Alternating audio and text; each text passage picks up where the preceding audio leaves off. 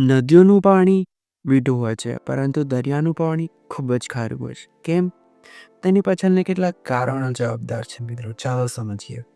પહેલું કારણ વરસાદી પાણી. જ્યારે વરસાદ પડે છે ત્યારે તે ખડકો સાથે અથડાઈને થોડું ધોવાણ કરે છે અને આ ધોવાણ નદીઓ સાથે દરિયામાં ભળે છે અને દરિયાની ખારાશ વધારે છે. આમ વરસાદ એ સૌપ્રથમ કારણ છે દરિયાનું પાણી ખારું થવા માટેનું. બીજા કારણો પણ સમજીએ.